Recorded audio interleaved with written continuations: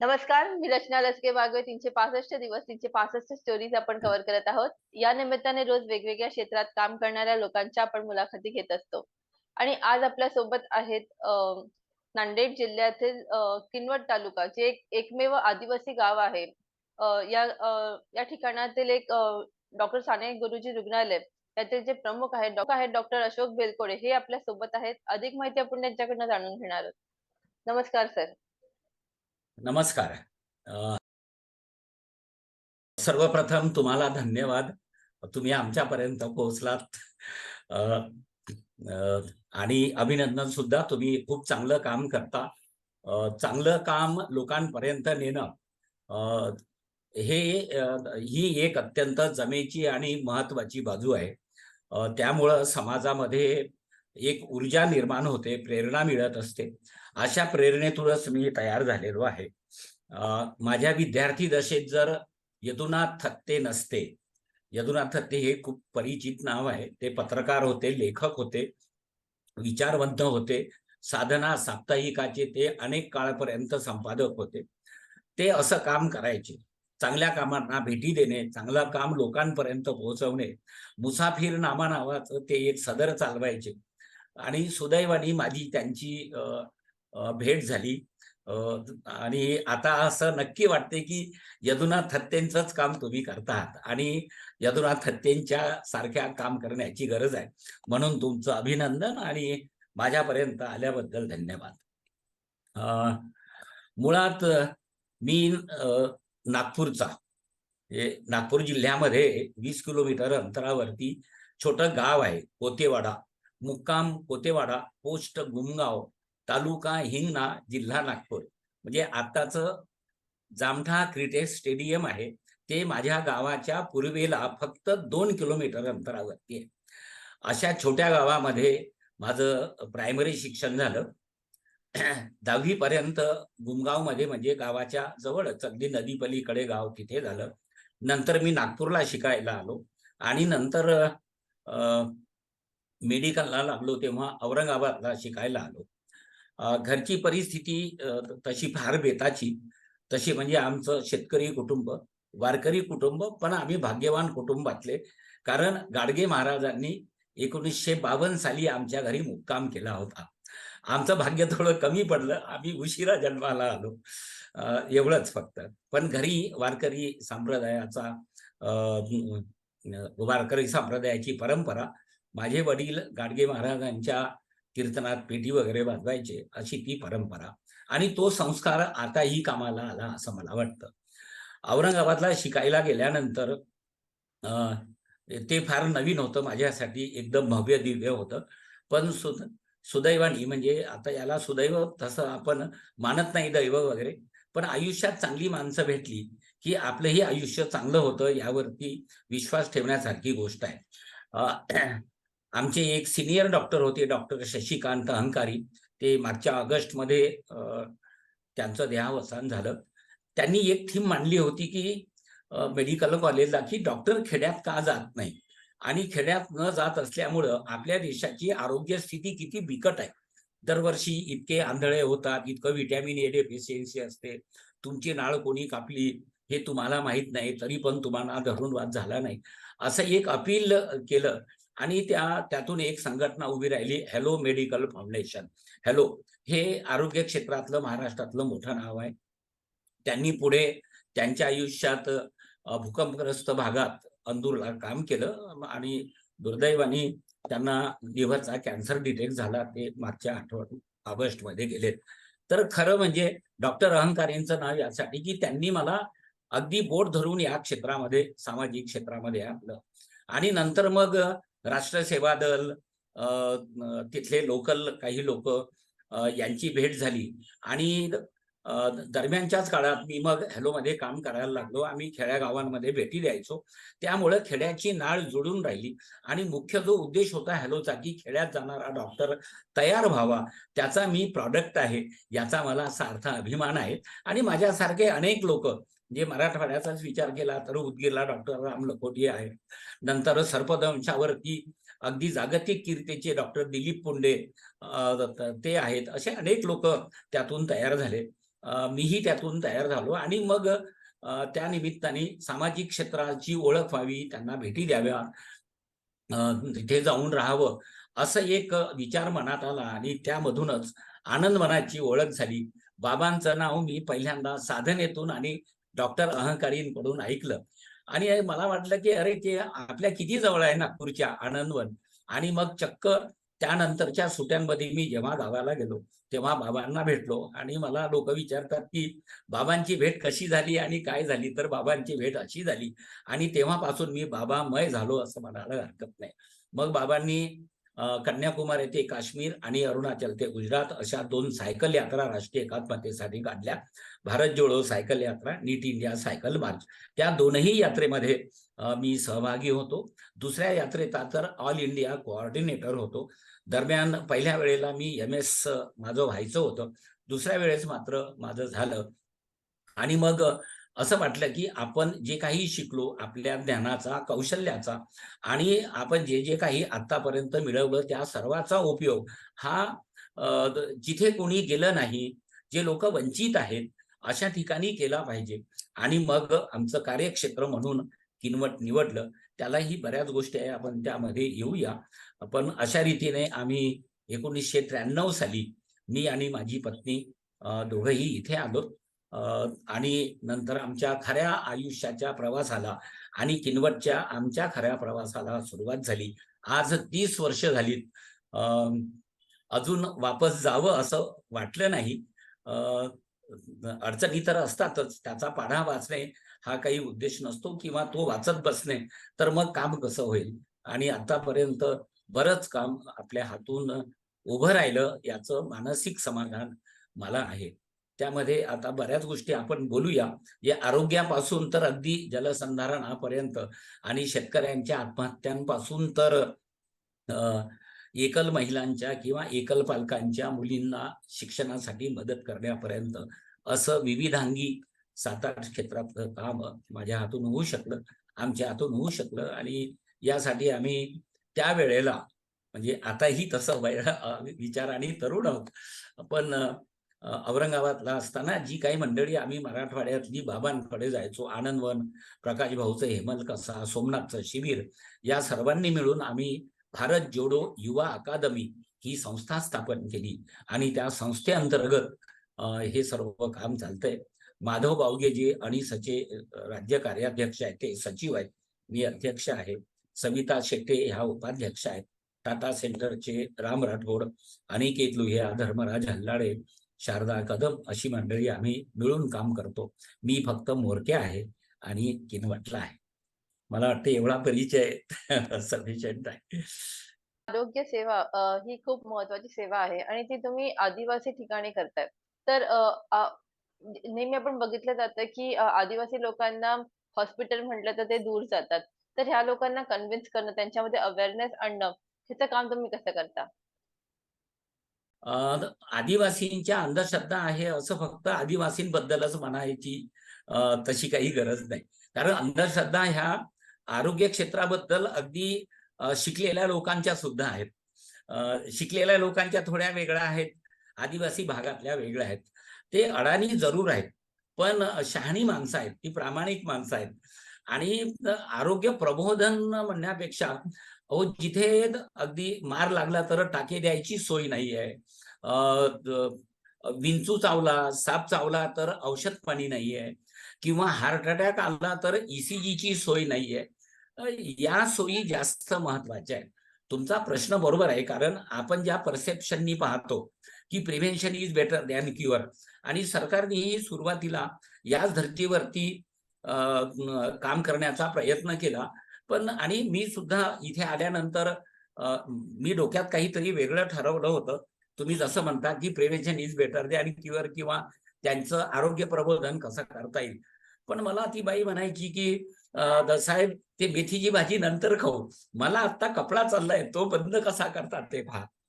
तर या भागामध्ये किंवा कोणत्याही ग्रामीण भागात आपल्या महाराष्ट्रातल्या बहुतांश आदिवासी भागात अजून काही सर्व आरोग्य सुविधा पोहोचलेल्या नाहीत. आणि मी आलो तेव्हा तर तो काळ अजून भयावह होता. तर मला असं वाटते, की आरोग्य सुविधा देणे मेडिकल ट्रीटमेंट ज्याला आपण उपचार देणे आणि मग उपचार देता देता त्यांचं आरोग्य प्रबोधन करणे, असं ते फॅसेट आहे. असं एकमेकांमध्ये हात घालू नये. मी जातो एखाद्या पाड्यावरती आणि त्यांना सांगतो, अरे तंदुरुस्त राहा, व्यायाम करा. ते म्हणतात की आम्ही शेतीवरती तर रोजच काम करतो. चांगलं खात जा साहेब, चांगला काजू कुठून आणू? मग आहे त्यामध्येच कसं चांगलं खाता येईल किंवा चांगलं व्यसनापासून दूर कसं राहता येईल, आणि मग त्यांचा आजार झाला असेल तर त्या आजाराच्या निमित्ताने सांगणे. दिस इज द राईट वे. त्यामुळं डॉक्टरी क्षेत्रामध्ये किंवा वैद्यकीय क्षेत्रामध्ये आरोग्य प्रबोधन किंवा आरोग्य साक्षरता ही अशी वेगळी नाही करता येत. पेशंट जेव्हा तुमच्याकडे येतो तेव्हा तुझं पोट दुखतंय ना, मग कशामुळे दुखतं? काल काय खाल्लं होतं? मसाला खाल्ला होता का? अजून घरात कोणाचं दुखतंय? पातळ संडास लागली का? पिण्याचं पाणी कुठून आणता? असे प्रश्न विचारले की आपोआपच आपल्याला त्याची व्याप्ती कळते आणि मग आपल्याला सांगता येते की अरे तू जे पाणी पितो ते पाणी योग्य नाही. मग तो म्हणतो की साहेब पाणी कुठून आणू? म्हणजे हे असे एकमेकांमध्ये गुंतलेले प्रश्न आहेत. त्यामुळं उपचार आणि प्रबोधन किंवा प्रिव्हेन्शन हे हँड इन हँड करावं लागलं. इतकंच की सांगण्याची तीव्रता, जे प्रेमाने सांगणे, कधी-कधी रागावूनही सांगणे, म्हणजे 4-4दा सांगितलं तरी लक्ष न देणे, असं पेशंटचं असतं. वेगळ्या-वेगळ्या पद्धतीने पण समजावून सांगणे हाच त्याच्यावरती उपाय आहे. आणि दुसरी एक महत्त्वाची गोष्ट मला सांगावीशी वाटते, की माणूस अडचणीत असतानाच ऐकत असतो. तुम्ही असं कितीही शहाणपण सांगा, जे कितीही सांगा, की दारू पिऊ नको, तर तो उलट म्हणतो, आहेस तरुण तर घे मजा करून. जेव्हा त्याचं लिव्हर खराब होते, तेव्हा मात्र तो म्हणतो, की साहेब आत्ता सोडतो. तर तसा तो भाग आहे. जे पुढच्या स्टेज मागचा शहाणा अशी म्हण आहे, त्याच्यातून किती शहाणे झाले असतील माहीत नाही. पण माझा अनुभव असा म्हणतो, की काम करत सांगणे. पण आम्हा डॉक्टरांना वेळ कुठे आहे? आम्हाला तर ओपीडी काढायची आहे, आम्हाला ट्रीटमेंट द्यायची आहे. पण खरं काम हेच आहे आणि आम्ही ते सातत्याने इथे करत असतो. त्याला वेगळा असा विभाग म्हणा. आता आम्ही करतो काही बऱ्याच गोष्टी करतो. लोकांना समजावून सांगणे वेगवेगळ्या पद्धतीने आणि समजावूनच सांगणे. आता तर मी कॉम्प्युटरवरती वगैरे दाखवतो, हे बघ गर्भाशयाची पिशवी अशी असते, नळ्या अशा असतात वगैरे. पण पूर्वी पूर्व ते इमॅजिनेशन होतं. त्यांना समजावून सांगणे, प्रसंगानुरूप सांगणे हा त्याच्यावरती उपाय आहे आणि तो करणं मला वाटते की 50%च आहे. असं वेगळं काढून जमत नाही. डॉक्टर तुम्ही मूळचे नागपूरचे, त्याचसोबत तुम्ही पूर्ण भारत भ्रमण केले जसं तुम्ही मगाशी उल्लेख केलात. पण किनवट तालुक्यामध्येच तुम्हाला काम करावसं का वाटलं? अ, हा प्रश्न प्रत्येक जण विचारतो आणि मलाही सांगायला बरं वाटतं. त्याचा तर इतिहास, भूगोल असा आहे आणि टेक्निकल आहे. मी थोडक्यात सांगतो. इतिहास असा आहे की अ, मी जसं बाबांना मानतो, तसं प्रकाश भाऊला मानणारा एक व्यक्ती अ, एक व्यक्ती म्हणजे ते अजूनही आहेत. He is very strong, very प्रामाणिक. मला असं वाटते की कधी-कधी माझ्यापेक्षाही जास्त बुद्धिमान आणि प्रामाणिक आहेत डॉक्टर अरुण गद्रे. जे माझी मुलाखत त्यांच्या नावाशिवाय पूर्ण होऊ शकत नाही. त्यांनी मी किनवटला येण्याआधी 1985 साली ते मुंबईचे राहणारे गोल्ड मेडलिस्ट जे हॉस्पिटलमधून एम-डी, डी-जी-ओ स्त्रीरोग तज्ञ झालेत. नागपूरची बायको केली. आपल्याला मदत व्हावी म्हणून तिला भूलतज्ञ केलं आणि त्यांनी प्रकाश भाऊ सारखंच हॉस्पिटल किनवटमध्ये आणि आदिवासी भागात करावं म्हणून त्यांनी 85 साली इथे हॉस्पिटल टाकलं. नावही तसंच ठेवलं, लोकबिरादरी हॉस्पिटल किनवट. पण त्यांना 1.5-2 वर्षामध्ये जे काही वाईट आणि चांगले अनुभव आलेत, त्यामुळं त्यांनी, मी त्याच्या बाकी खोलात जात नाही, पण त्यांनी किनवट सोडायचं ठरवलं. पुढे ते रोह्याला काही दिवस प्रॅक्टिस केली. तेव्हा त्यांनी दिवाळीच्या अंकामध्ये हे सर्व अनुभव लिहिले. नंतर ते लासलगावला सेटल झाले. लासलगावला खूप चांगली प्रॅक्टिस करायची. ते खूप चांगले लेखक आहेत. त्यांचे 30-32 पुस्तकं मार्केटमध्ये आहेत. नामवंत लेखक आहेत आणि विचारवंतही आहेत. त्यांनी किनवटचे दिवस हे नावाचं पुस्तक लिहिलं. त्याला विजय तेंडुलकरांनी त्यांना प्रवृत्त केलं आणि हे किनवटच्या दिवसमध्ये त्यांनी किनवटचे सर्व अनुभव लिहून काढले. मी दोन्ही भारत जोडो यात्रेतून पुढे आल्यानंतर तेव्हा मी MS झालो होतो आणि लागलीच मी कोकणामध्ये देवरुखला मातृमंदिर नावाची संस्था आहे, इंदिराबाई मावशीबाईंची. तिथे मी 1.5 वर्ष काम केलं, 1.5-2 वर्ष. नंतर दुसऱ्या भारत जोडोमध्ये गेलो. मला खरं कोकणात काम करायचं होतं. पण नंतर भारत जोडोमध्ये गेलो तर मी अरुणाचल निवडलं आणि तिथे सर्व तयारी केली. तिथे ग्रुपनी काम करायचं ठरवलं.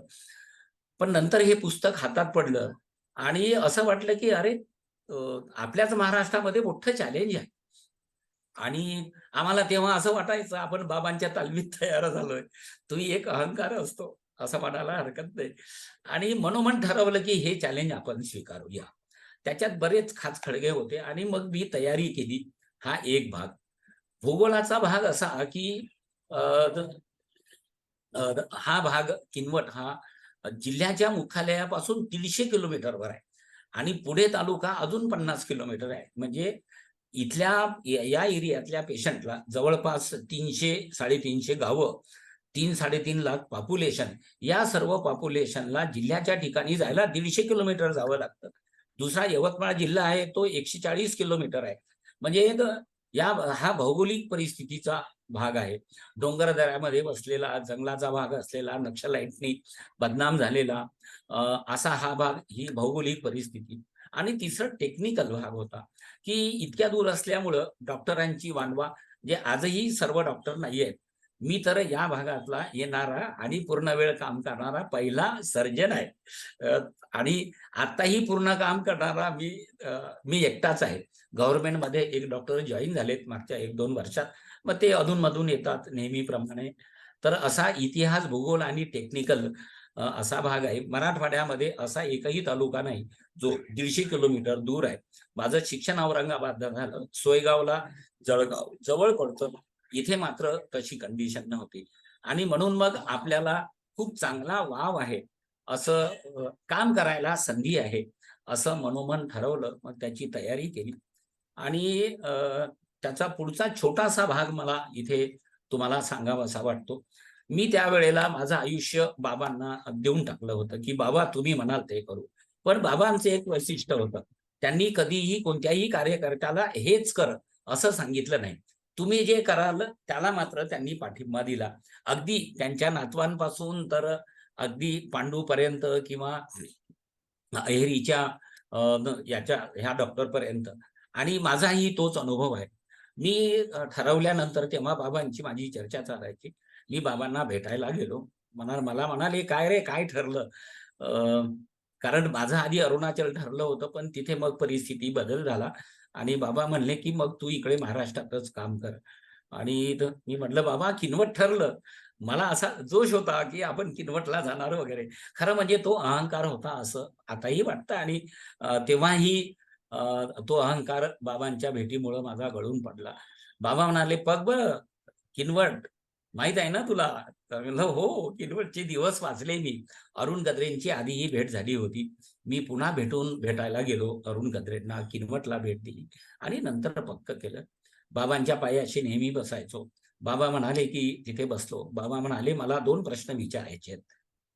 अ, मला आतून जरा कालवा-कालव झाली, की अरे, आपण आयुष्य दिलंय आणि इतक्या ठामपणे किनवट ठरवलंय, तरी बाबा 2 प्रश्न विचारतात. मी म्हटलं, "बाबा विचारा." आणि बाबांनी पहिला प्रश्न विचारला, "किती दिवस राहणार आहेस किनवटला?" आणि अ, आतला आवाज म्हणा, काही म्हणा, मी बाबांना मरेपर्यंत किनवटला राहील, असं सांगितलं. बाबांनी माझे दोन्ही हात हातात हात घेतले. 2 मिनिटं आम्ही एकमेकांशी बोललो नाही. बाबांना म्हटलं, की नंतर बाबांनी हळू-हळू हात सोडले. बाबांना म्हटलं, की "बाबा दुसरा प्रश्न." बाबा म्हणाले, की "मी आता दुसरा प्रश्न विचारत नाही. तुझे हात मला सांगतात, की तू तिथे यशस्वी होशील." आणि बाबा म्हणाले, की "आता तू किनवटला काम कर. माझ्या नावाचा उपयोग कर. आनंदवन आणि मी तुझ्या सोबत आहे, पाठीशी आहे." आणि तो शब्द, ती प्रेरणा, ती ताकद मला इथे काम करायला प्रेरणा देते, ताकद देते, उत्साह देते, असं मला नम्रपणे नमूद करावं असं वाटतं. तर तुमचं काम खरंच खूप मोठं आहे आणि बाबांच्या सहवासामुळे तुम्ही मला असं वाटतं तुम्हाला खूप अनुभव आणि खूप छान-छान अ, प्रसंग तुम्ही ह्याच्यामधनं सांगू शकता. सर त्याचसोबत तुम्ही इतर समाजसेवा देखील करता. तुमची शाळा देखील आहे. अजून इतर पद्धतीने लोकांना मदत करता. जसं तुम्ही मगाशी उल्लेख केलात, की एकल महिला असतो, त्यांच्या मुलांसाठी तुम्ही काम करता. तर त्याच्याबद्दल थोडं सांगा? अं, या सर्वाचा जो केंद्रबिंदू आहे म्हणजे राष्ट्रसेवा दल बाबांचं काम, बाबा साने गुरुजींना खूप मानायचे आणि त्यामुळेच भारत जोडो यात्रा, आंतरभारती, देश एक संघ राहणे वगैरे ह्या सर्व कल्पना माझ्या मनामध्ये आणि मेंदूमध्ये पक्क्या झाल्या.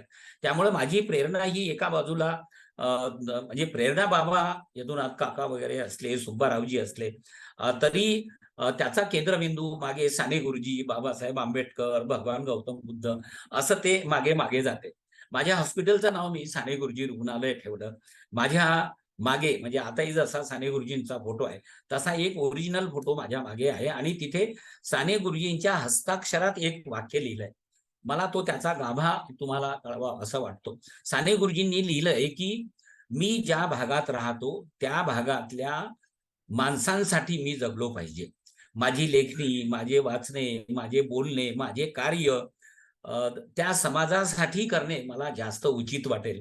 तो समाज सर्वांग सुंदर व्हावा, संगीतमय व्हावा, उन्नतीमय व्हावा, त्यासाठीच माझी लेखणी झिजली पाहिजे. आणि ते वाक्य मला खूप अंतर्मनातून प्रेरणादायी वाटते. आणि मग मी तर एम-एस आहे, ऑपरेशन करण्यापर्यंतच माझं काम आहे. पण मग मी डॉक्टर आहे. अरुण गद्रेंनी जी मी चूक म्हणणार नाही त्याला. अरुण गद्रेला वाटायचं की मी एम-डी आहे, स्त्रीरोग तज्ञ आहे. तर मग आता माझं उत्तर असते की मी एम-बी-बी-एसही आहे ना. मग मी इथे आता मी सर्व स्पेशालिस्ट तज्ञ आहे. मला इथल्या परिस्थितीनी शिकवलंय आणि येतानाच मी डॉक्टर गद्रेंना भेटलो की तुम्हाला आलेल्या अडचणी वगैरे काय आहेत? आणि मग तयारीमध्ये मी ऑर्थोपेडिकला काम केलं, हृदयरोग तज्ञाकडे काम केलं, डोळ्याच्या डॉक्टरकडे काम केलं आणि मग आलेला पेशंट हा तुमची डिग्री पाहत नाही. तुम्ही किती बरं करता हे पाहत आहे. आणि मग मी सर्व रोगतज्ञ असा डॉक्टर झालो. त्याच्यात प्रिव्हेंटिव्ह मेडिसिन वगैरे आलं. आणि मग ज्या गोष्टी आपल्याला चांगल्या करता येतात आणि ज्याची गरज आहे. गरज तर खूप आहे. इथे तर आभाळच फाटलेलं आहे. पण शिक्षणामध्ये गोडी आहे. जे यदुनाथ काकांनी लहान मुलांना कसं शिकवावं, समजून कसं सांगावं, समजेपर्यंत सांगणे म्हणजे समजावून सांगणे. आणि मग हे बालसंस्कार अगदी लहान-लहान गीतं, आभाळाची आम्ही लेकरे वगैरे हे सर्व सेवा दलातून शिकलो. मग मुलांची शिबिरं घे. सोमनाथच्या शिबिराचा मी 85 पासून आताही दरवर्षी जातो. मध्ये 5 वर्ष मी तिथला ऑर्गनायझर होतो. तर तिथून मग युवकांशी संपर्क साधला पाहिजे. कारण बाबांचा विश्वास युवकांवरती खूप होता. मग युवकांची शिबिरं घे. महिला ह्या आपल्या पूर्ण समाजामध्ये वंचित आहे. मग त्यांच्या आणि आरोग्याच्या क्षेत्रात तर माझं 75% काम हे महिलांच्या आरोग्यासाठीच आहे. म्हणजे आणि तो एक वेगळा मोठा आयाम आहे. जे अगदी कुटुंब कल्याणपासून तर बाळंतपणापर्यंत सिझेरियन पासून तर जे पहिलं सिझर गद्रेंनी केलं आणि नंतर जवळपास 20 वर्ष आम्ही एकटेच इथे सिझर करायचो. आता एक गायनेकॉलॉजिस्ट आले ते करतात. तर त्याला असा वेगळा आयाम आहे. मग आपल्या सभोवताल अजून काय-काय जडतं. मग इथे व्यसनाधीनता खूप आहे. मग त्याचं काम, शाळेतल्या मुलांशी बोललं पाहिजे. मग शाळांवरती जाऊन व्हिजिट करणे. मध्ये दुष्काळ पडला. मग जलसंधारणाचं काम सुद्धा हाती घेतलं. 6-7 गावांमधले तलाव खोली नाम फाउंडेशन आलं. मग मी नाम फाउंडेशनच्या अगदी सेंट्रल कमिटीवरती नानांबरोबर, मकरंद भाऊ बरोबर काम केलं. आम्ही अगदी आदिवासींच्या 300 एकर जमीन नांगरून दिली आणि प्रेरणेला हे केलं. इथल्या एकल महिलांचे प्रश्न, मग त्या महिलांच्या कुटुंबांना कशी मदत करता येईल, असं महिला, मुले, शाळा मग हे सर्व राबवायचं. मग मी ब्लड डोनेशन कॅम्प घ्यायचो. त्याच्यातून इथला एक चांगला रेकॉर्ड तयार केला. 222 एका कॅम्पमध्ये ब्लड डोनेशन केलं. त्याची एक चळवळ उभी राहिली. मग युवकांसाठी युवकांची शिबिरं आम्ही अगदी स्टेट लेव्हलची, NYPची, नॅशनल लेव्हलची, सुब्बारावजी इथे येऊन गेले, जे युवकांचं प्रेरणास्थान होते.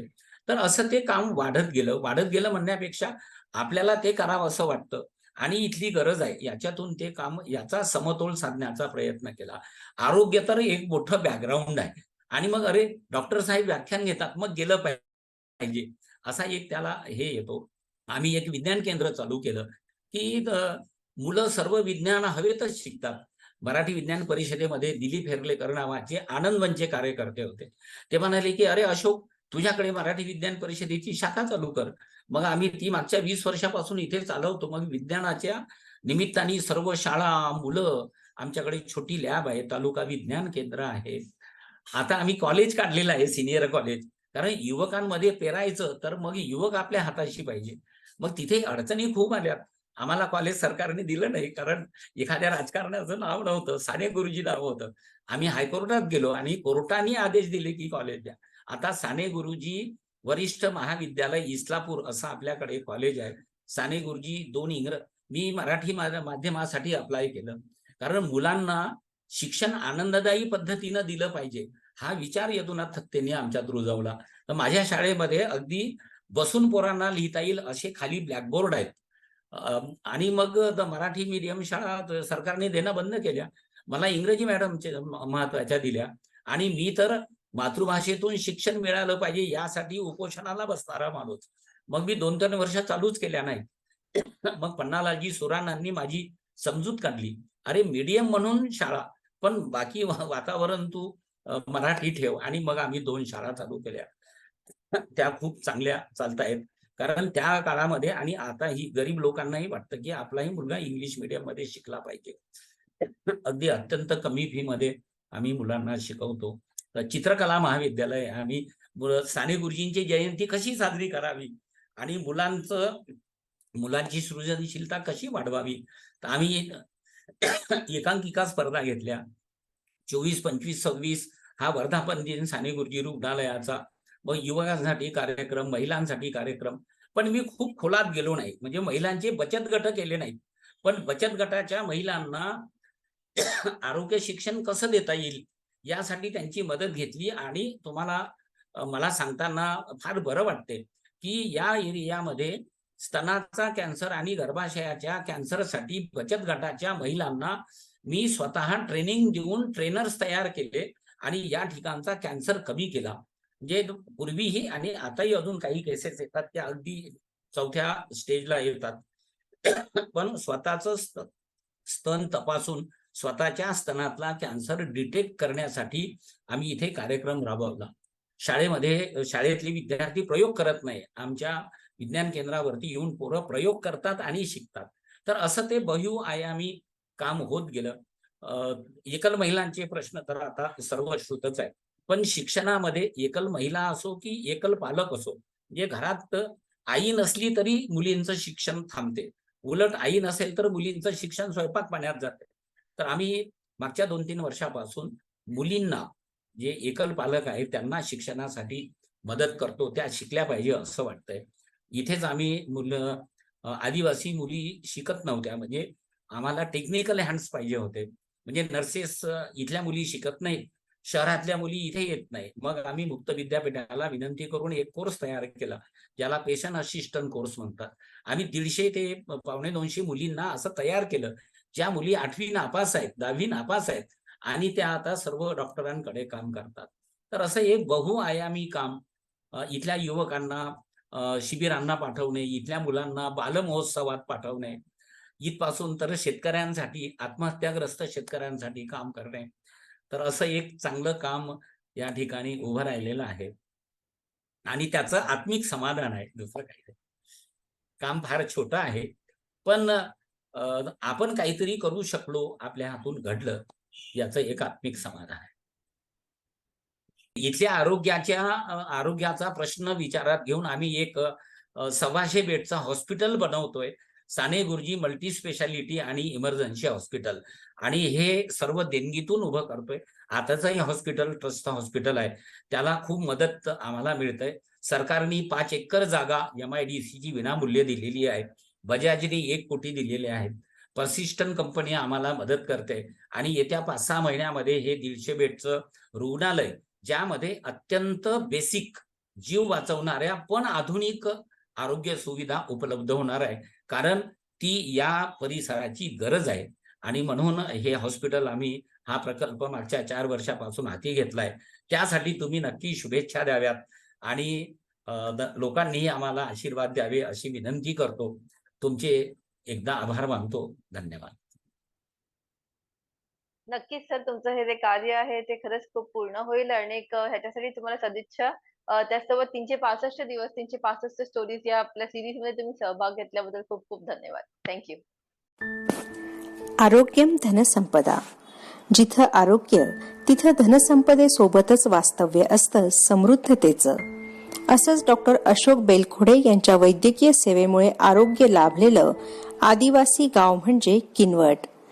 किनवट मराठवाड्यातील नांदेड जिल्ह्यात एकमेव आदिवासी तालुका आणि जिल्हा मुख्यालयापासून 150 किलोमीटर दूर, तीर्थक्षेत्र माहूरपासून 50 किलोमीटर अंतरावर आहे.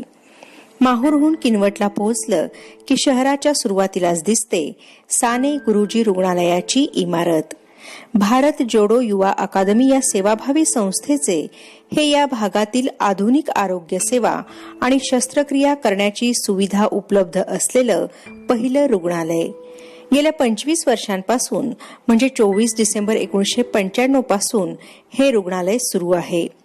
20 खाटांचा आंतररुग्ण विभाग, एक फिरता दवाखाना, एक साधी आणि एक कार्डियॅक रुग्णवाहिका, भौतिकोपचार विभाग, दंतोपचार विभाग, कुटुंब कल्याण शस्त्रक्रिया विभाग, डायलिसिस युनिट, रक्तसाठा केंद्र, pathology lab, X-ray unit, ECG, NICU अशा सुविधा आणि अस्थिरोग, हृदयरोग, मानसोपचार, ENT इत्यादी विषयांच्या तज्ज्ञांच्या व्हिजिट्सची उपलब्धता इथं करण्यात आली आहे. गरजेनुसार आरोग्य तपासणी शिबिरं, शस्त्रक्रिया, रक्तदान इत्यादी शिबिरं सातत्यानं आयोजित करण्यात येतात.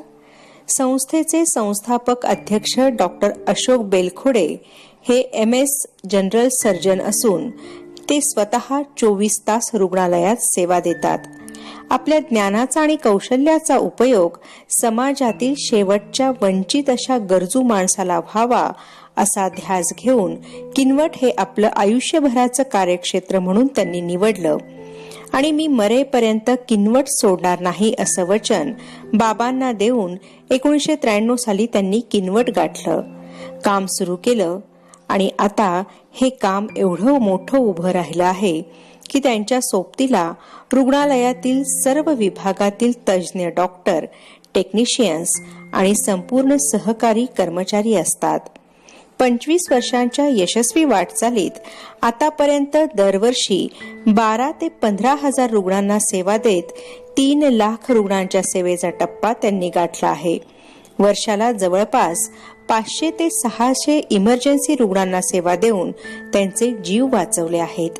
या रुग्णालयाचा फायदा विदर्भ, मराठवाडा आणि तेलंगणा या 3 प्रदेशातील 392 गावातील साधारणपणे 3 लाख लोकसंख्येला झाला आहे. यात प्रामुख्यानं गोंड, प्रधान, आंध, कोलाम या आदिवासी जमातींचा समावेश आहे, तर जवळपास 40% भटके, विमुक्त आणि मागासवर्गीय लाभार्थ्यांचा यामध्ये समावेश आहे. आरोग्य सेवेबरोबरच संस्थेनं साने गुरुजी प्राथमिक शाळा, साने गुरुजी महाविद्यालय, साने गुरुजी वाचनालय इत्यादींच्या माध्यमातून शिक्षण, विज्ञान, साहित्य, सांस्कृतिक, महिला, युवा, बालविकास, जलसंधारण आदी क्षेत्रांमध्ये आपल्या कार्याचा ठसा उमटवला आहे. या सर्व कार्याचे केंद्रबिंदू डॉक्टर अशोक बेलखोडे हे असून ते सर्जन असले तरी इथल्या कामानं त्यांना विविध विषयांचं तज्ज्ञ बनवलं आहे. कुटुंब कल्याण कार्यक्रमातील त्यांचं काम वाखाणण्याजोगं असून त्यांनी आतापर्यंत 90,000 कुटुंब कल्याण शस्त्रक्रिया केल्या आहेत. त्यासाठी त्यांनी 1,91,000 किलोमीटरचा प्रवास केला आहे. डॉक्टर अशोक बेलखोडे यांनी आदरणीय बाबा आमटे यांच्या भारत जोडो सायकल यात्रेत कन्याकुमारी ते काश्मीर आणि इटानगर ते ओखा असा एकूण 12,000 किलोमीटरचा प्रवास सायकलवरून केला आहे. आदरणीय बाबा आमटेंना ते प्रेरणास्थान मानतात आणि सर्व लोक त्यांना बाबांचे सेवाव्रती मानसपुत्र मानतात.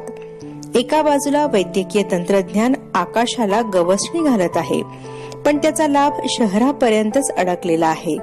हे आधुनिक वैद्यकीय तंत्रज्ञान, सेवा व सुविधा या परिसरातील वंचित जनतेलाही उपलब्ध करून द्याव्यात असा ध्यास डॉक्टर अशोक बेलखोडे आणि साने गुरुजी रुग्णालय परिवारातील सर्व सदस्यांनी घेतला आहे.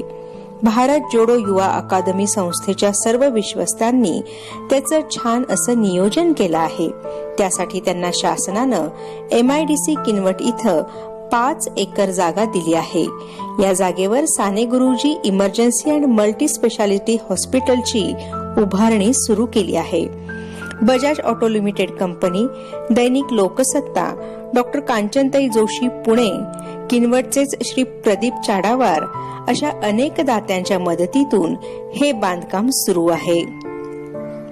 संपूर्ण हॉस्पिटल उभं करण्यासाठी 10 कोटी रुपये किमान अंदाजित खर्च होणार असून खूप मोठ्या प्रमाणात आर्थिक मदतीची गरज आहे. त्याच्या पहिल्या टप्प्यासाठी 5 ते 6 कोटी रुपये अंदाजे लागणार आहेत. नांदेड आणि यवतमाळ या दोन्ही जिल्ह्यांच्या ठिकाणाहून 150 किलोमीटर अंतरावर असलेल्या दुर्गम, डोंगराळ, आदिवासी तालुक्यातील आरोग्य विषयक गरज असलेल्या या प्रकल्पासाठी असंख्य मदतीचे हात यावेत असं आवाहन अकादमीतर्फे करण्यात येत आहे. असे हात नक्की पुढे येतील आणि हा प्रकल्प पूर्णत्वास जाईल असा विश्वास डॉक्टर अशोक बेलखोडे यांनी व्यक्त केला आहे.